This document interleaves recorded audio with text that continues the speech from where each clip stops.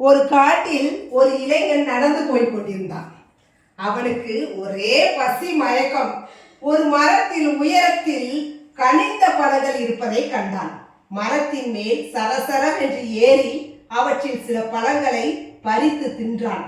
மிக கனிந்த வாசனையுள்ள பழங்கள் கிளைகளின் நுனியில் இருந்தன. அவற்றை எட்டி பறிக்க கிளையின் மேல் நகர்ந்து சென்ற போது அவனது பாரம் தாங்காமல் ஒரு கிளை முறிந்தே விட்டது. சட்டென்று சுதாரித்த அவன் கீழே இருந்த ஒரு கிளையை பிடித்து கொண்டு தொங்க ஆரம்பித்தான்.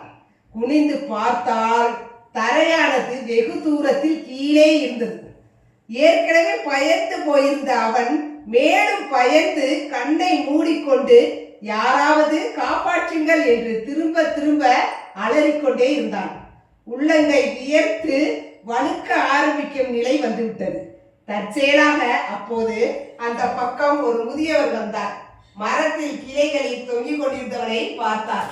அவன் மேல் ஒரு சிறிய கல்லை விட்டு எரிந்தார். கல் பட்டவுடன் வலி பொறுக்காமல் கீழே பார்த்தவனுக்கு ஆத்திரம் வந்தது. பெரியவரே, உதவ சொன்னால் கல்லால் அடிக்கிறீரே, அறிவில்லையா உமக்கு என்று கோபத்துடன் கேட்டார். பெரியவர் பதில் பேசாமல் மற்றொரு சிறிய கல்லை எடுத்து அவன் மேல் எறிந்தார். மேலும் கோபமுற்ற இளைஞன் பெரும் முயற்சி எடுத்து கையை வீசி மேலிருந்த கிளை ஒன்றை பலமாக பற்றி கொண்டு, நான் கீழே வந்தால் உம்மை சும்மா விடமாட்டேன் என்று எச்சரித்தான். பெரியவர் மேலும் ஒரு கல்லை எடுத்து அவன் மேல் வீசினார்.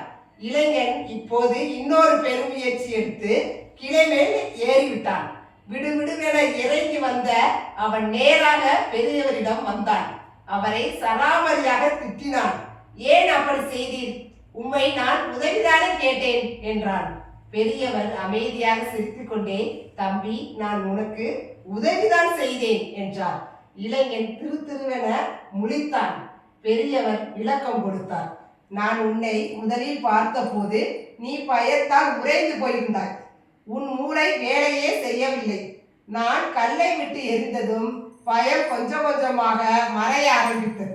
நீ என்னை எப்படி பிடிப்பது என்று யோசிக்க ஆரம்பித்தாய்.